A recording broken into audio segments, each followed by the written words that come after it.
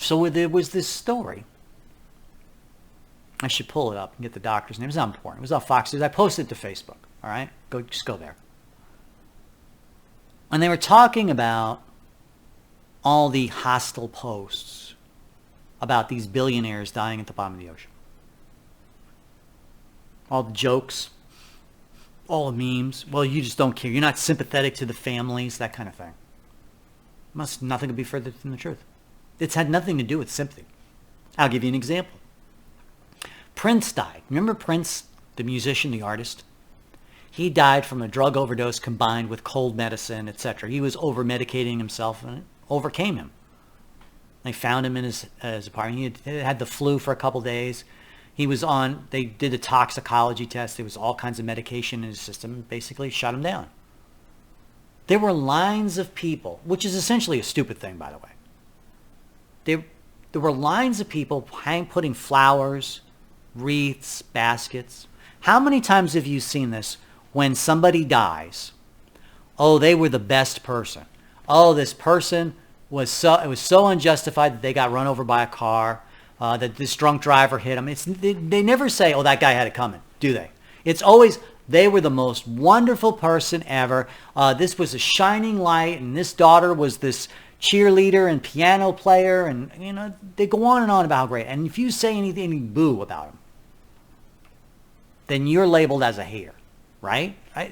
Any celebrity, any famous, any tragic, untimely death, the outpouring of emotion is huge. People still care about each other. People still have sympathy for others. The psychologists got it wrong. That's not what was going on. That's not why people were making memes about these billionaires. They were making it because we have been trained through social media to hate billionaires.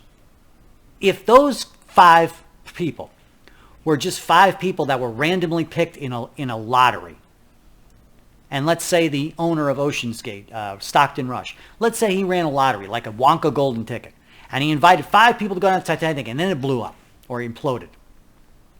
Everyone would have all kinds of sympathy for those people. Oh, how terrible, those poor people. There wouldn't be very many jokes made. There would be maybe a few jokes made at Stockton Rush's expense. But why was it wasn't about humans' lack of empathy. It was about humans' lack of empathy for billionaires, because we've been trained to. We're constantly told how billionaires are terrible people. People who are capitalists are terrible. People who have money are terrible. It's class warfare that's going on. It is not a lack of empathy. It's the class warfare that they are constantly training us to. It's the same thing with the cultivated meat.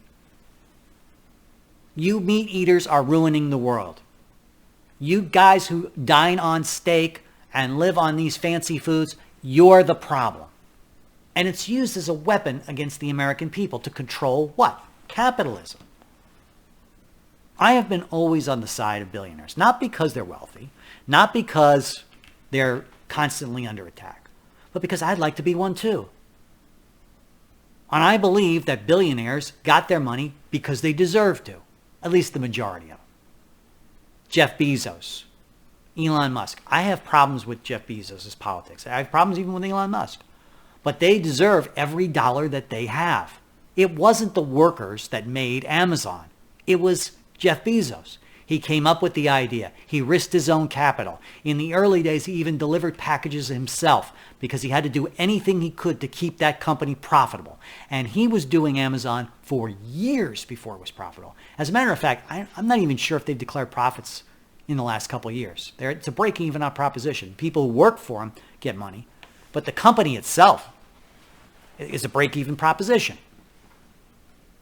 So when you see Jeff Bezos drive this huge yacht and offer to pay off a city to move a bridge so that he could get the boat out, it was so big, if you remember this story, I don't begrudge it to him. Am I jealous? Oh, yeah, I'd love to have that money. What I could do with that money, oh, man. It wouldn't be carpeting my double wide either, like I hear about these lottery winners. But I don't resent him for it. If something happened to him, sorry, too bad. That's the way it goes. You took an unnecessary risk. Like I said with the ocean, you took an unnecessary risk. You went on a submersible that wasn't properly tested, that had problems. And people are saying, well, this is a fake story because no one would get on the sub. No, lots of people didn't get on that sub. Lots of people told Stockton Rush that it was dangerous, that it was inappropriate, it wasn't made with the right equipment. And many people, when offered even a discounted ride, wouldn't go on the damn thing. There were plenty of people who said, this is dangerous. Just that these 5 made the mistake of trusting Stockton Rush and him selling, oh, it's safe. There's a decided lack, not of empathy, but of reason. And as we import labor and hire people based on skin color, based on check boxes, politics, rather than experience, rather than knowing what they're talking about, you're going to see more and more of these things like OceanGate happen. Why do you think all these trains are derailing? Why do you think when you go into a restaurant now, you can't get a seat and you can't get a decent meal? Why is it that when you go to a fast food place, it's anything but fast?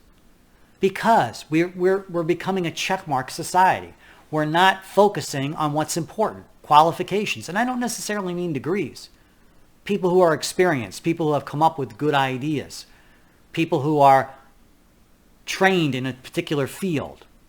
There was another story the other day about an airport worker in San Antonio who got sucked into a jet engine, which shouldn't happen. But lack of safety protocols, lack of paying attention, lack of experience, lack of training, proper training. We see that all the time. People are not properly trained for the job. They don't know how to back count a cashier drawer, for God's sakes, in most of these places. I swear to God, most people, you go into a store, and I like to pay cash.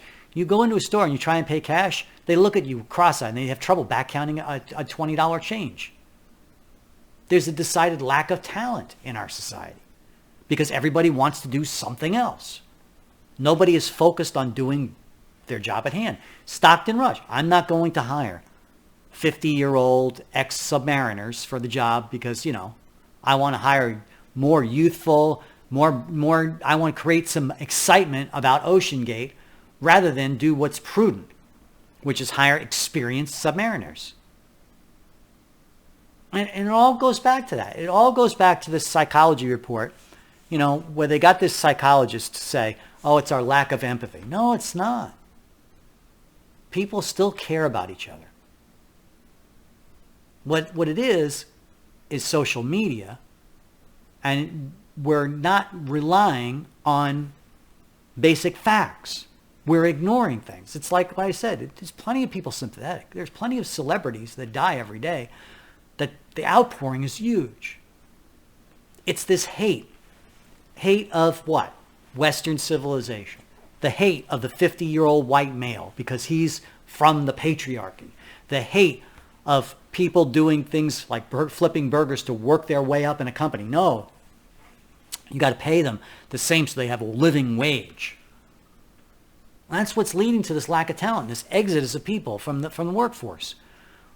Our labor pool is depleted. I think our labor pool is at lowest level since the 1920s. People just aren't working. The ones that do take 2 and 3 jobs to keep up with inflation, but people are checking out. They're just not having participate. They can't get hired. Look, I'm a 50-plus white male.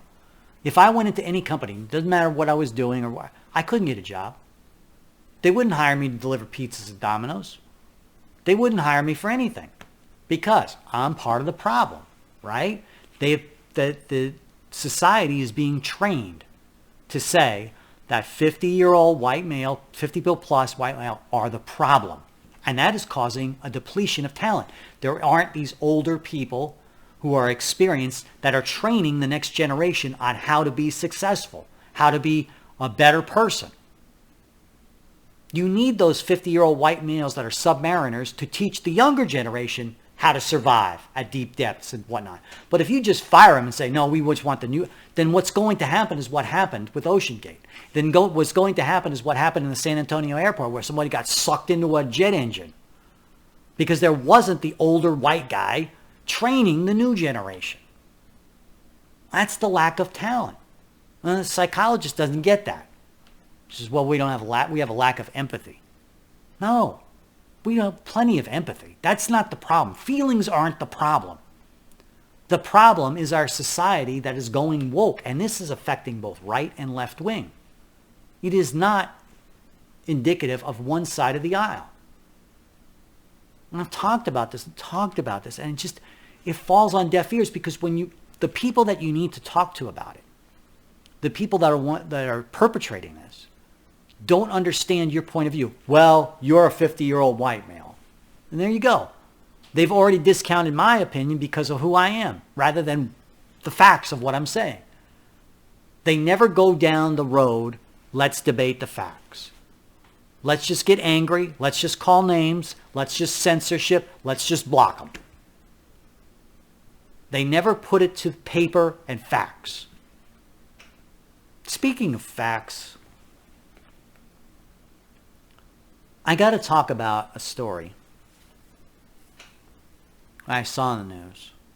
Arkansas has had 8 years in a row of double-digit job growth. And they said it was remarkable. And I go, well, it's not so remarkable when you think about it. When we get back, we'll get into it. We'll be right back.